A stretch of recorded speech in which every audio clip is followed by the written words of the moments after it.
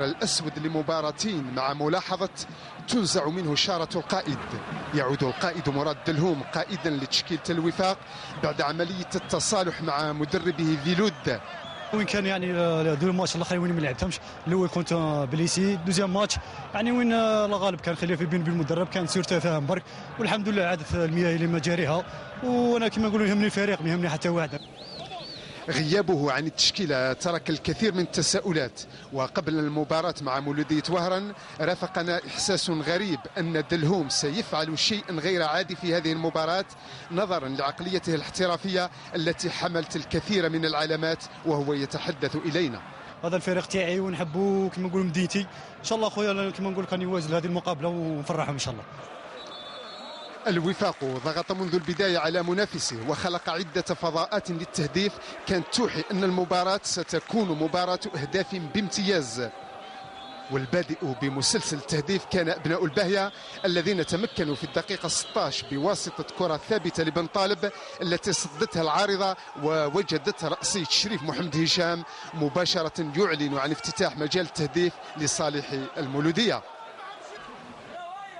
فرحة الزوار لم تدم طويلا وجاء رد فعل النسر السطيفي سريعا بعد عمل جيد لمحمد أمين عودية مرر لمضني، هذا الأخير يضع الكرة في الزاوية الأرضية البعيدة لمرمى فراجي محمد صغير معلنا عن تعديل الكفة.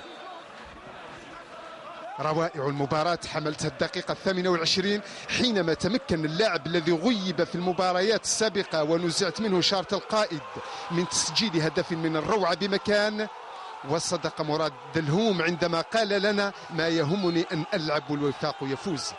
الهدف عبارة عن صاروخية انطلقت من حوالي 30 متر والجميع استمتع بجمالياتها وهي تصيب الهدف بدقة بالغة. هدف يستحق الإعادة مرتين ويعد من أحسن أهداف الموسم. بنفس الطريقة وبنفس الكيفية كاد مراد دلهوم أن يضيف هدف في الدقيقة 36 ليؤكد قائد النسر الأسود أنه قطعة أساسية في تشكيلة الوفاق. محاولات الوفاق تواصلت طيلة الدقائق المتبقية من عمر هذه المرحلة الأولى، ردت عليها مولودية وهران في الدقيقة 43 بواسطة شريف محمد هشام الذي كاد يعدل الموازين. الشوط الثاني دخله الوفاق بقوة وواصل النسر الأسود التحليق على العلو المنخفض فخلق عدة فرص كان وراءها رجل المباراة مراد دلهوم ورأس الحربة أمين عودية، وكانت محاولة أمير قروي الأروع بعد أن توغل وسدد بيسرى جعلت الحارس فراجي يعاني. لتواصل الأمطار هي الأخرى العزب المنفرد ولم تتمكن من إجبار الجمهور على مغادرة الملعب ليستمتع بثالث أهداف اللقاء عن طريق الخضاري بعد ركنية فراحي. مولودية وهران لم تستسلم وحاولت بواسطة بوقرة إثر هجوم خاطف تألق فيه الحارس خضيرية.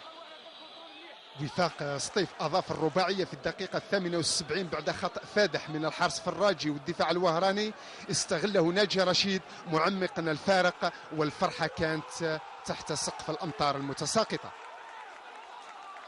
نفس اللاعب ناجي رشيد حرم الوفاق من الاستمتاع بالخماسية عندما ضيع ما لا يضيع في الدقيقة 85 لتنهي صفارة السيدة مالو مختار المباراة لصالح الوفاق الذي فاز ب5 بطولات في تاريخه، لم يسبق له أن نال بطولتين متتابعتين. فهل هي رسالة من النسر الأسود بعد أن قصف بالثقيل في الأمسية الممطرة الباردة؟